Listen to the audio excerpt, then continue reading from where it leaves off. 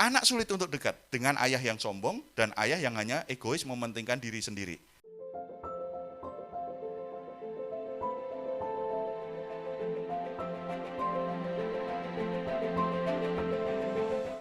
Di masa kini yang namanya father hunger, yaitu sebuah keadaan di mana anak itu tidak mengalami atau kekurangan kasih sayang dari seorang ayah. Ini melanda seluruh dunia hari demi hari. Sosok ayah itu semakin hilang dalam kehidupan generasi muda. Sosok ayah itu semakin tidak berperan secara aktif dalam proses pertumbuhan anak-anak menuju kedewasaannya.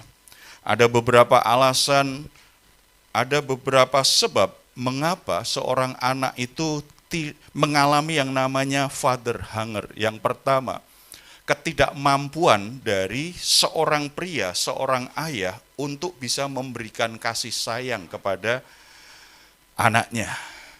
Kita ketemu pria-pria yang sudah menikah, yang punya anak, sangat kaku sekali. Tidak bisa komunikasi dengan anaknya, tidak bisa hangat dengan anaknya. Anaknya kalau ditanya, apa hal yang kamu ingat dari ayahmu? Mereka selalu berkata, ayah pemarah.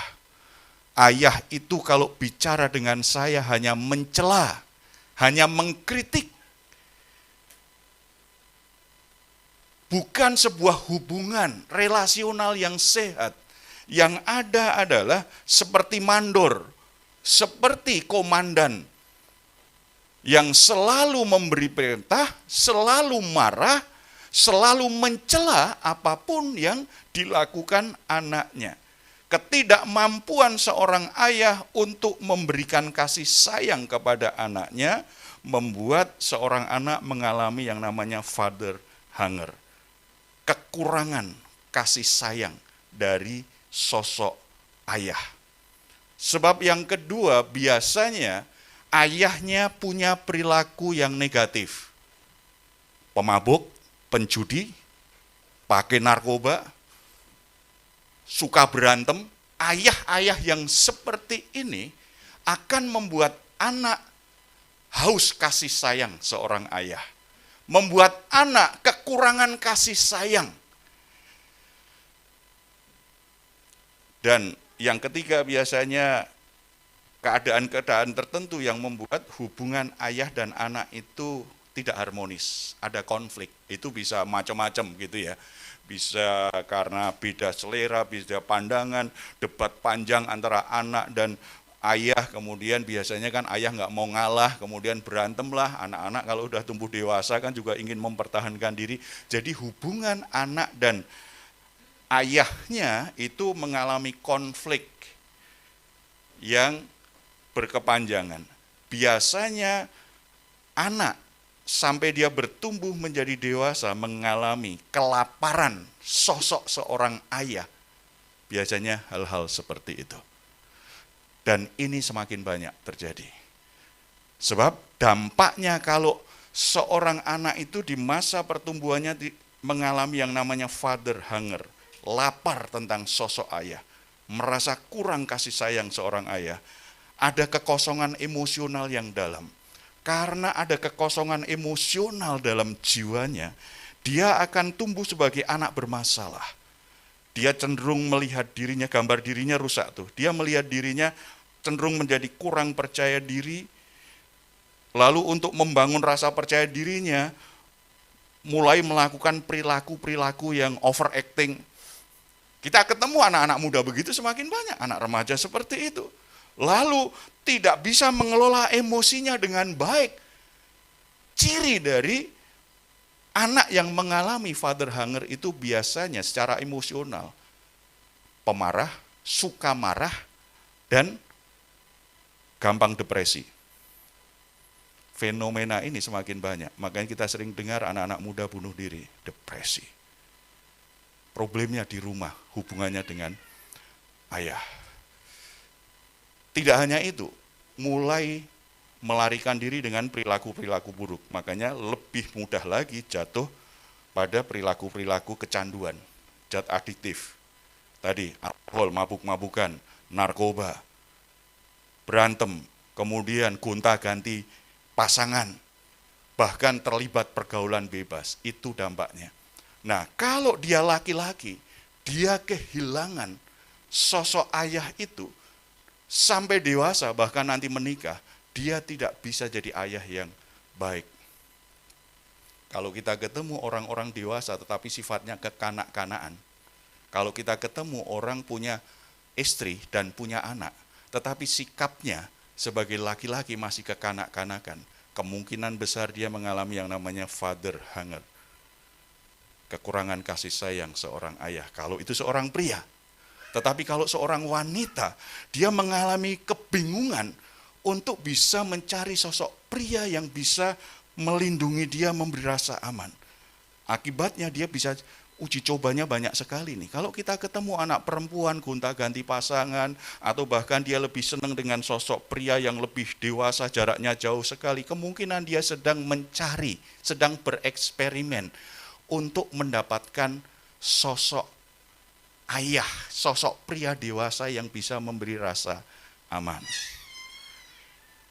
Saudara-saudara, saya akan berbagi, karena ini bukan seminar ya, saya ingin bagikan, ada contoh sebuah keluarga. Kita akan lihat nanti 3 generasi nih, dari ayah, anak, sampai cucu. Problem father hunger ini ternyata benar-benar merusak sebuah keluarga, bahkan keluarga yang saleh, keluarga yang sangat baik. Raja yang punya hati seperti Raja Daud mengikuti ketetapan Tuhan, berarti kan baik sekali. Tetapi orang baik itu ternyata tidak selalu berhasil dalam rumah tangganya. Tidak otomatis berhasil. Saya ketemu banyak pria baik, pernikahannya gagal. Saya banyak ketemu pria-pria baik, tetapi anak-anaknya berantakan. Tidak selalu berhasil karena apa? Orang berhasil di pelayanan, secara sosial terkenal sebagai orang baik, secara rohani baik di gereja ini. Orang yang sangat rohani, belum tentu dia jadi suami yang baik. Belum tentu dia bisa jadi bapak yang baik bagi anaknya. Ini problemnya. Jadi tidak otomatis. Misalnya anak pendeta pasti baik, anak orang melayani pasti baik, orang tua yang rajin berdoa pasti anaknya baik. Belum tentu. Kalau orang tua tidak punya kemampuan untuk menyatakan kasih sayang dengan baik kepada anaknya, anaknya tetap mengalami yang namanya father hunger, kekurangan kasih sayang. Kita lihat dari Raja Babel yang namanya Merodak Baladan bin Baladan. Mereka membawa hadiah karena mereka dengar bahwa Hizkia sakit. Kemudian ketika mendengar itu dan mendapat kunjungan itu, Hizkia menjadi bersuka cita, sangat senang sekali. Dan mungkin dia mulai berpikir, berarti saya terkenal ini sampai ke negeri yang jauh. Ada kebanggaan yang mulai muncul. Babel itu kan jauh sekali. Tetapi kok mereka datang dan mereka membawa hadiah. Mereka dengar kalau saya sakit dan mereka datang membawa hadiah. Senang sekali. Berpikir berarti saya terkenal nih. Berarti dari negeri jauh pun mereka dengar. Aku sakit saja mereka dengar. Bahkan mereka mengutus utusan untuk datang kepadaku. Kebanggaan itu semakin berkembang. Kebanggaan diri itu semakin berkembang. Kemudian utusan Raja Babel itu diajak keliling istana. Tidak hanya keliling istana, tetapi juga diajak ke gudang perbendaharaan kerajaan.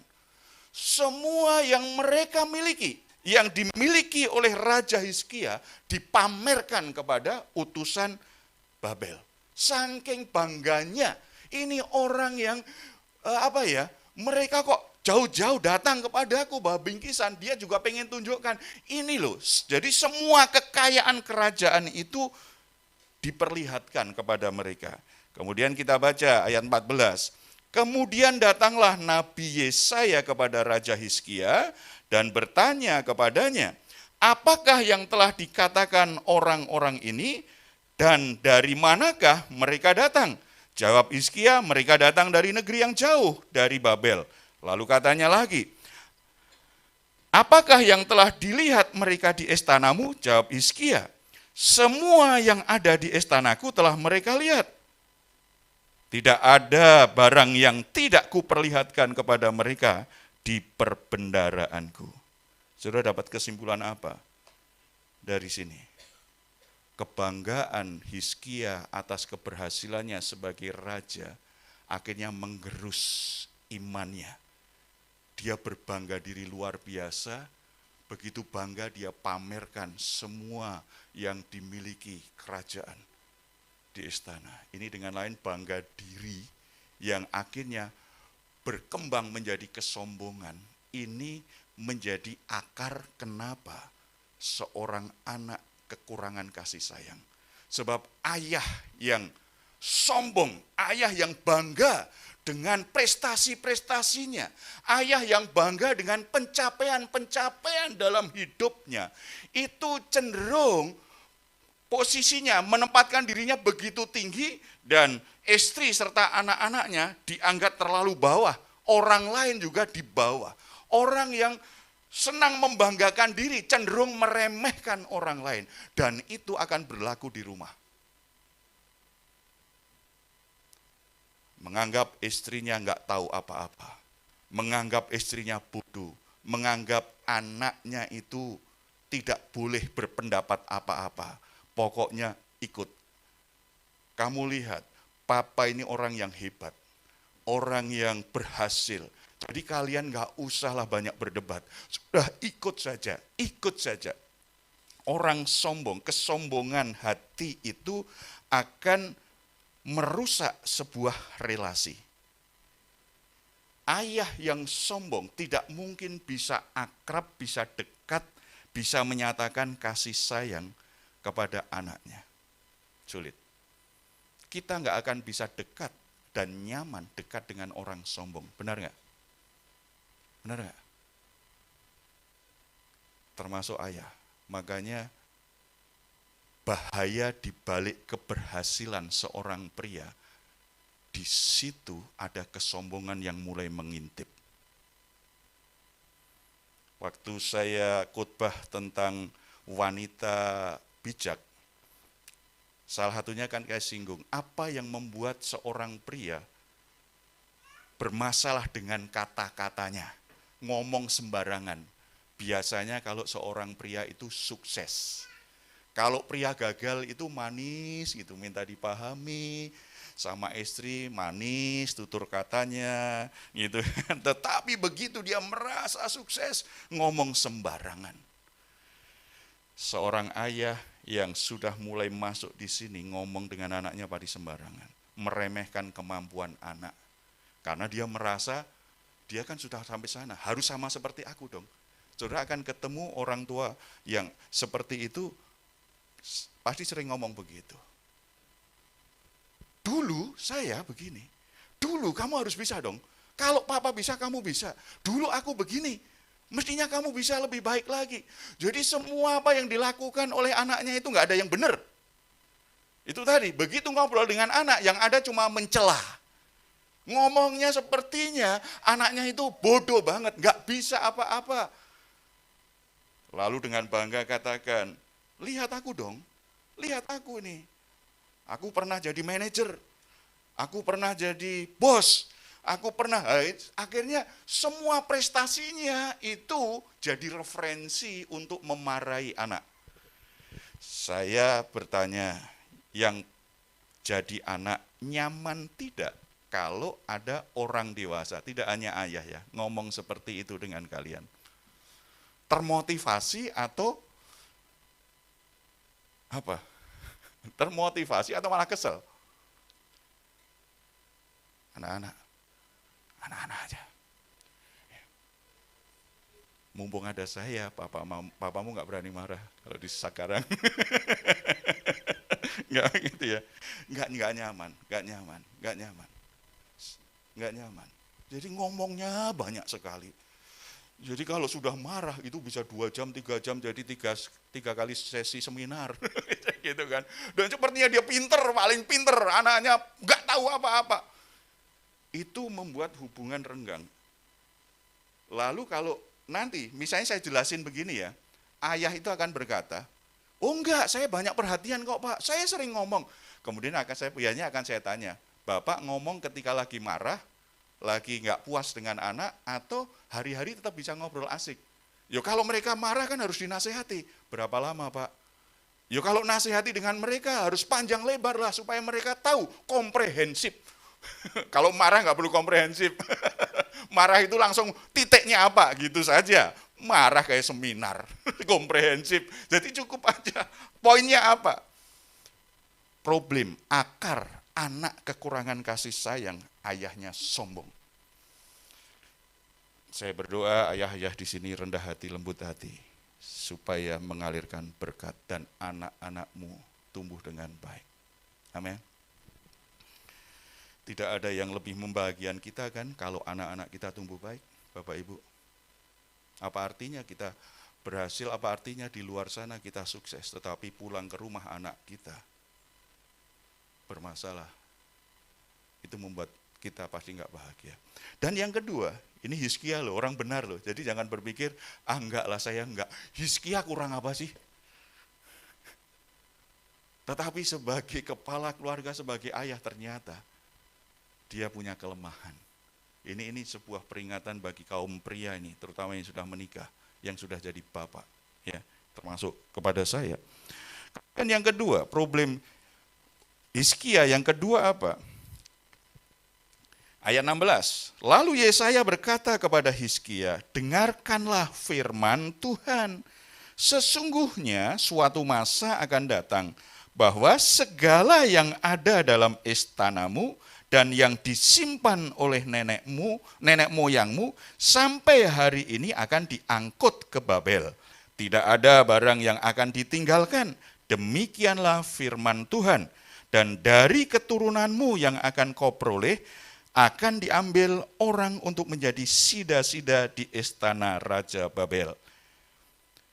Ayat ini kita bisa simpulkan, Hizkia ini tipe ayah yang hanya mengejar kenyamanan pribadi, tidak peduli dengan masa depan anaknya. Kenapa saya bilang begitu? Nabi Yesaya kan bilang, karena kamu bangga diri, lupa bahwa semua yang kamu miliki anugerah Tuhan, kamu menyombongkan diri atas keberhasilanmu, maka semua kekayaan yang pernah kamu pamerkan kepada utusan Raja Babel, nanti itu akan diangkut ke kerajaan Babel semuanya. Bahkan keturunanmu akan jadi tawanan di Raja Babel. Itu kata Tuhan lewat Nabi Yesaya. Jawaban Hizkia itu ringan banget loh. Ini menurut saya untuk orang benar ini tragis sekali. Jawaban dia apa? Ayat 19, Hizkia menjawab kepada Yesaya, sungguh baik firman Tuhan yang engkau ucapkan itu. Tetapi pikirnya, asal ada damai dan keamanan seumur hidupku. Kalau baca ayat pertama, kalimat pertama kan kelihatan baik kan? Respon terhadap firman Tuhan. Mulutnya, tetapi pikirannya, yang penting aku damai aja lah seumur hidupku, gak apa-apa lah. Berarti, asal aku tidak terganggu, asal aku masih nyaman dengan hidupku, menikmati semua kekayaan, kemewahan, dan semua kemegahan kerajaan ini nggak apa-apa. Sepanjang umurku aku bisa nikmati nggak apa-apa. Urusan nanti semua kekayaan ini diangkut oleh kerajaan Babel, dikuasai Raja Babel, diangkut ke Babel, keturunanku jadi tawanan. Itu urusan nantilah. Saudara bayangkan seorang ayah bisa berpikir seperti ini? Yang penting aku hidup nyaman, yang penting aku damai, yang penting aku masih punya kebanggaan diri. Untuk keturunanku biarkan urusannya dengan Tuhan sendiri. Saudara bisa bayangkan ini ayah apa? Egois sekali. Lahir dari kesombongan hatinya. Ini akar masalah father hunger di keluarga Hizkia di sini. Hati ayah, hati seorang bapak itu rela loh, nggak punya duit, jalan kaki kalau perlu. Kalau duitnya, ketika kerja misalnya, kalau duitnya terpaksa harus untuk sekolah anak-anaknya, betul nggak, bapak-bapak? Mudah-mudahan, ya. Seorang bapak itu rela seperti itu. Ini hati bapak. Saya tidak akan biarkan anak saya nggak bisa kuliah. Saya tidak akan biarkan anak saya nggak bisa makan. Apa yang saya miliki, kalau saya punya bisa dijual, akan saya jual. Saya nggak punya apa-apa lagi, nggak apa-apa, asal saya itu ketika saya jual, itu untuk masa depan anak-anak saya. Itu hati Bapak. Bukannya Bapak yang habis-habisin duit keluarga. Bukannya Bapak yang begitu sembrono menggunakan uangnya sehingga anaknya keleleran. Sehingga anaknya sekolah aja nggak bisa. Sehingga anaknya tidak punya masa depan. Itu seorang ayah yang bisa berpotensi anaknya mengalami yang namanya father hunger. Sosok ayah hilang di hati anaknya. Akibatnya bisa macam-macam. Nah, kita lihat aja di kasus keluarga Hizkia ya. Kita lihat generasi kedua, anaknya. Anaknya seperti apa? Ya, sebab kalau yang tadi dua tadi jelas ya, anak sulit untuk dekat dengan ayah yang sombong dan ayah yang hanya egois mementingkan diri sendiri. Tidak peduli dengan anaknya, tidak peduli dengan masa depan anaknya, tidak peduli dengan masalah anaknya. Jadi kalau ketemu ngomong dengan anak tadi hanya mencela, marah gitu saja. Tetapi tidak peduli sebenarnya anaknya apa. Pokoknya kamu urus sendiri saja. Tetapi tidak pernah bertanya, kamu kesulitan apa dengan sekolahmu? Kamu kesulitan apa dengan pergaulanmu? Enggak pernah tanya begitu. Kamu punya cita-cita apa? Ayah enggak tanya, cuma marah terus, mencela terus. Anak tidak mungkin bisa dekat. Anak tidak merasakan sentuhan kasih sayang ayahnya. Yang ada adalah sosok yang menyebalkan, sosok yang membuat dia marah, sosok yang membuat dia sedih, sosok yang membuat dia tidak berani lagi membayangkan aku punya masa depan yang baik atau enggak. Raja Manase. Ayat 1 ya, pasal 21. Manase berumur 12 tahun pada waktu ia menjadi raja dan 55 tahun lamanya ia memerintah di Yerusalem. Nama ibunya ialah Hefsibah. Ia melakukan apa yang jahat di mata Tuhan sesuai dengan perbuatan keji bangsa-bangsa yang telah dihalau Tuhan dari depan orang Israel. Ia mendirikan kembali, coba perhatikan ayat 3 ini. Ia mendirikan kembali bukit-bukit pengorbanan yang telah dimusnahkan oleh Hizkia ayahnya. Ia membangun mezbah-mezbah untuk Baal, membuat patung Asyera seperti yang dilakukan Ahab, Raja Israel. Sujud menyembah kepada segenap tentara langit dan beribadah kepadanya. Ayat 6. Bahkan ia mempersembahkan anaknya sebagai korban dalam api, melakukan ramal dan telaah, dan menghubungi para pemanggil arwah dan para pemanggil roh peramal. Ia melakukan banyak yang jahat di mata Tuhan, sehingga ia menimbulkan sakit hatinya. Saudara, kalau ayah baik, tetapi dia tidak kasih sayang kepada anaknya, anaknya ini mengalami kekosongan secara emosional, ada kemarahan sekaligus kesedihan.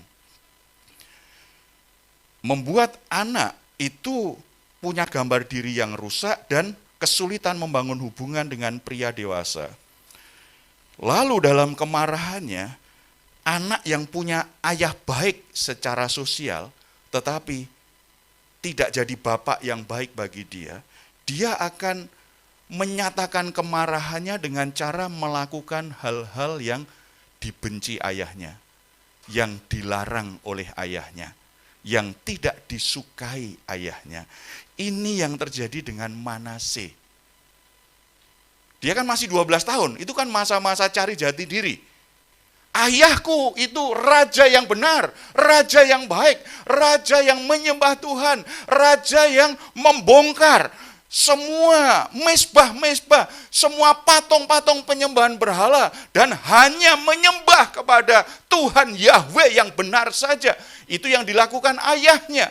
Tetapi karena dia merasa ayahnya ini tidak mengasihi dia, karena ayah tidak mengasihi dia menjadi marah dalam kemarahannya. Dia coba membalas dendam ayahnya. Apa yang dulu dilakukan ayahnya, dia melakukan yang sebaliknya. Ayahnya membongkar, menghancurkan semua penyembahan berhala, dia membangun penyembahan berhala. Ketemu anak muda yang perilakunya berlawanan dengan ayahnya, bapak-bapaknya baik sekali, saleh sekali, anaknya jahat sekali. Hati-hati bapak yang baik ya. Bapak yang baik pun ternyata kalau dia tidak bisa memberi kasih sayang yang benar dengan anaknya. Anaknya kalau saya bicara ini kasus ya, tidak otomatis pasti semuanya begitu, enggak ya. Tetapi ini kan pasti apa yang ditulis Alkitab menjadi peringatan, jangan sampai itu terjadi. Manase justru sengaja melakukan apa yang dulu dibenci ayahnya. Ayahnya menyembah Tuhan yang benar, dia sengaja menyembah berhala. Lalu ayahnya menelantarkan anak-anaknya, kurang perhatian kepada anak-anaknya. Dia lakukan yang lebih tragis lagi. Aku lebih lagi dari ayahku. Dia korbankan anaknya dibakar kepada berhala. Lebih sadis lagi. Jadi dia nggak mau kalah dengan ayahnya, tetapi tidak mau kalah dari hal yang berseberangan. Ayah yang baik akhirnya menghasilkan anak yang sangat jahat sekali. Salah satu sebabnya ini. Makanya jadi ayah kita harus selalu berdoa, harus selalu berusaha mengevaluasi diri. Apakah anak saya bisa merasakan sentuhan kasih sayang saya ya? Dengan cara yang benar ya. Apakah saya sudah jadi teladan yang baik? Atau saya punya perilaku-perilaku buruk yang membuat anak saya akhirnya nanti bisa ngikutin saya. Nanti itu generasi ketiganya seperti itu. Atau hubungan saya dengan anak saya penuh konflik. Sehingga kalau ngobrol hanya kemarahan saja yang muncul. Tidak. Manase lakukan yang jahat. Dia akhirnya sangat jahat. Jadi tidak sekedar jahat. Sangat jahat. Sementara bapaknya sangat baik. Itu hanya pengen menunjukkan bahwa aku beda dengan bapakku. Pengen beda tetapi sesuatu yang menyimpang terlalu jauh. Menyedihkan ya. Menyedihkan sekali.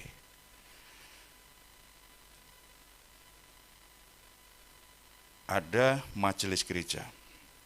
Di sebuah gereja, saya melayani Jakarta Timur. Orangnya setia, aktif, kata-katanya santun, gitu ya, baik sekali lah orangnya. Tetapi saya sangat terkejut ketika anak perempuannya cerita.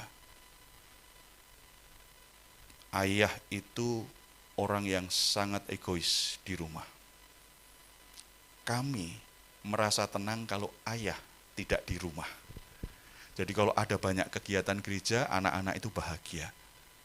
Bukan karena senang ayahnya melayani, karena ayah tidak ada di rumah. Sebab kalau ada di rumah, ada saja yang dicela. Ada saja yang dicela. Makan dicela. Kamu makan yang benar. Lalu setelah itu, banyak sekali kau makan. Kalau terlalu sedikit, kamu itu kayak buat malu ayahmu saja, makan cuma sedikit. Jadi ada aja masalah. Gitu kan. Lalu bangun terlalu pagi, kamu bangun pagi. Ganggu ayah, bangun siang, dicela juga. Kamu bangun siang-siang. Jadi ada aja, pokoknya nggak ada yang benar. Gitu loh. Ada alasan untuk mencela. Lalu kalau anaknya rajin belajar, lalu hasilnya bagus, cuma segitu aja bangga. Tetapi begitu buruk dicela, kamu tuh sudah dibiayai, udah banget. Nggak usah sekolah kalau begitu. Jadi ketika dia berprestasi nggak dipuji, tetap dicela. Ayah seperti itu saya tanya, ketemu nggak model orang seperti ini? Bukan di sini, di rumahmu. Ketemu. Ketika engkau dibesarkan akan ketemu itu. Saudara akan bisa lihat anaknya pasti bermasalah seperti Manase. Dia lakukan sesuatu yang justru berlawanan dengan kebaikan ayahnya. Tidak hanya satu kasus, saya banyak sekali ketemu anak-anak, orang-orang melayani sangat bermasalah seperti itu. Problemnya bukan karena bapak ibunya bukan orang baik, orang baik. Tetapi ketika di rumah tidak bisa ayah dan ibu yang baik bagi anak-anaknya. Egois.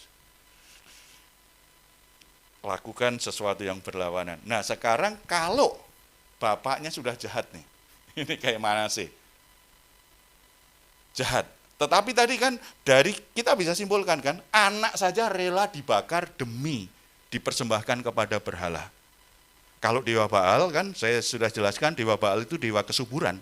Berarti kalau dia persembahkan anaknya kepada dewa Baal, tujuannya hanya satu, supaya tambah kaya. Supaya tambah makmur. Kalau anak saja rela itu mati demi dia dapat kenyamanan juga itu tadi, berarti Manase ini juga bapak yang tidak dirasakan sentuhan kasih sayangnya oleh anaknya, yang kemudian menggantikan dia jadi raja. Cucunya gimana nih? Cucunya gimana nih? Amon, ayat 19. Kita baca yuk, ayat 19, ya 19 sampai 22. 23. Amon berumur 22 tahun pada waktu ia menjadi raja. Dan 2 tahun lamanya ia memerintah di Yerusalem. Nama ibunya ialah Mesulemet binti Harus dari Yotba. Ia melakukan yang jahat di mata Tuhan seperti yang telah dilakukan Manase ayahnya. Ia hidup sama seperti ayahnya dahulu sambil beribadah kepada berhala-berhala yang disembah oleh ayahnya dan sujud menyembah kepada mereka. Nah, kalau Hizkia orang yang benar ingin hidup kudus, hidup menurut ketetapan Tuhan, anaknya merasa tidak dapat kasih sayang, dia marah, dia coba membalas dendam, melakukan yang berlawanan dengan ayahnya. Kemudian Manase lakukan yang jahat di mata Tuhan, tetapi anaknya tidak mendapatkan sosok yang benar dari seorang ayah. Akhirnya dia tidak tahu mana yang benar. Karena dia tidak tahu mana yang benar, maka dia duplikasi saja kejahatan ayahnya. Ayah yang tidak memberikan kasih sayang dengan baik kepada anak-anaknya, kalau dia orang baik, anaknya jadi jahat. Kalau ayahnya jadi jahat, anaknya jadi lebih jahat. Karena dia belajar dari setiap hari melihat bagaimana perilaku ayahnya. Yang paling mudah itu mencontoh perbuatan baik atau perbuatan buruk. Nah, ayah penjudi, kira-kira anaknya penjudi enggak? Lebih mudah. Ayah pemabuk, anak mudah sekali di pemabuk. Lalu ayah suka berantem, kan orang tua pun kadang-kadang berantem kan juga kan. Anak kira-kira suka berantem enggak? Anak itu mudah sekali, apalagi anak kecil ya. Kalau yang sudah masih punya anak kecil, hati-hati.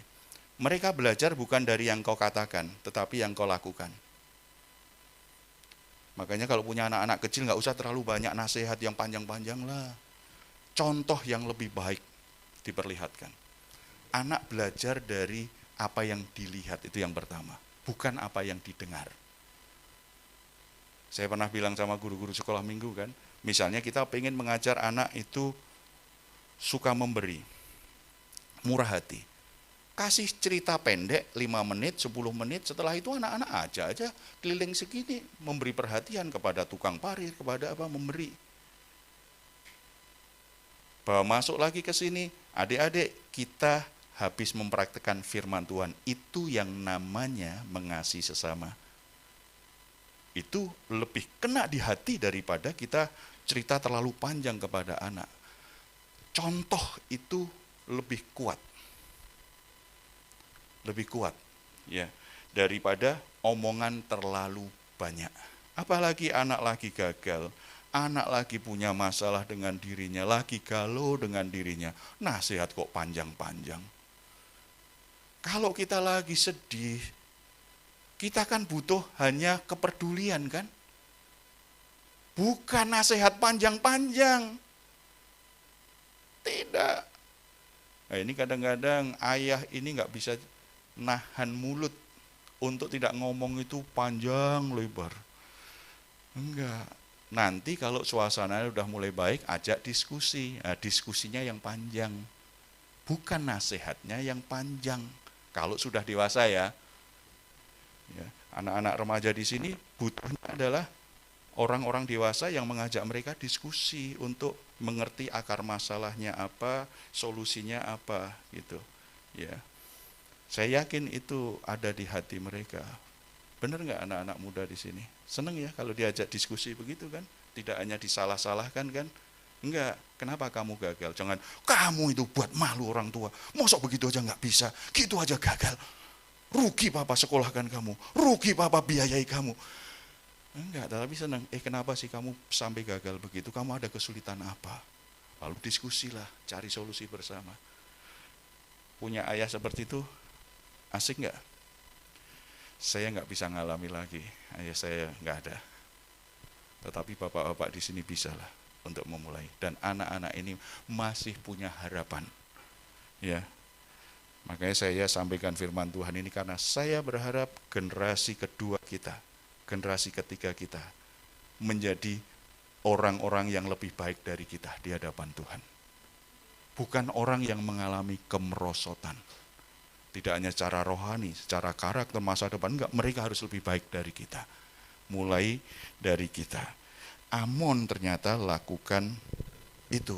Jadi dampak yang namanya father hunger itu ternyata bisa merosot jauh sekali. Jangan sampai itu terjadi dalam hidup kita. Sebelum saya akhiri, saya ajak kita baca Yohanes 14. Yohanes 14.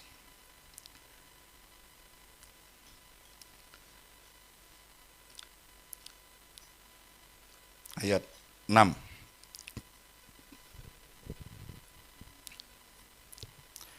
Boleh kita baca sama yuk. 6, 7 dulu yuk. 6 dan 7. 2, 3. Kata Yesus kepadanya, akulah jalan dan kebenaran dan hidup. Tidak ada seorang pun yang datang kepada Bapa kalau tidak melalui aku.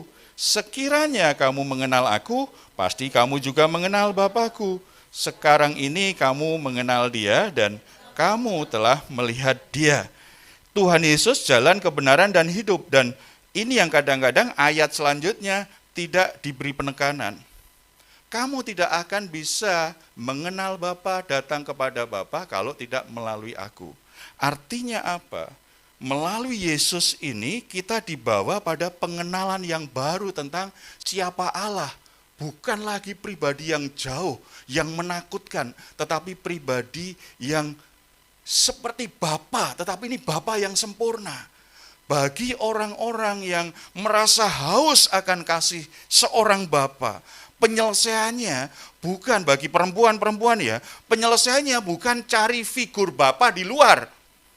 Dengan hubungan-hubungan yang tidak sehat, dengan pria-pria yang dipikir bisa ngayomi, bisa melindungi. Bukan, kebutuhan terbesar itu adalah berjumpa pribadi dengan Allah sebagai Bapa. Melalui siapa? Melalui Yesus Kristus.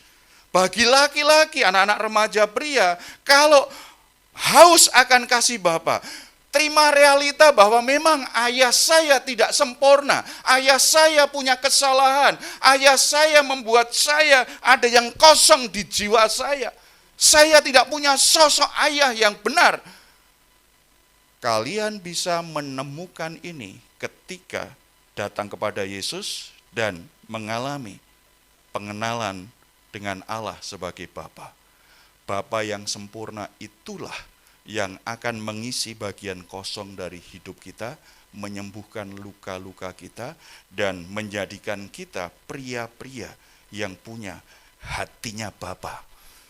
Ketika nanti kita dewasa, menikah, kita punya anak, kita bisa hadir sebagai ayah yang baik bagi anak-anak kita. Karena kita punya pengalaman dengan kasihnya Bapa. Bukan sekedar ayah pengganti. Ya, yang anak-anak gadis perempuan ya, jangan cari bapak-bapak di luar. Cukup satu bapak saja jasmani di rumah. Kalau bapakmu nggak sempurna, ya terima faktanya seperti itu. Tetapi pastikan engkau mengalami perjumpaan pribadi dengan Allah sebagai bapamu yang sempurna. Yang laki-laki dewasa juga begitu. Ayah kita bisa nggak sempurna. Saya nggak punya ayah, saya sempat marah dengan Tuhan. Kenapa saya masih kecil, ayah saya meninggal. Tetapi itu kenyataan hidup, nggak bisa ditolak. Ketika saya berjumpa dengan Tuhan Yesus, hal yang paling mengubah hidup saya baru tahu bahwa ternyata saya punya Bapa yang sempurna, tidak pernah meninggalkan saya.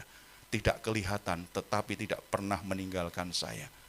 Bapa di surga, hidup saya berubah. Berjumpa dengan Bapa di surga.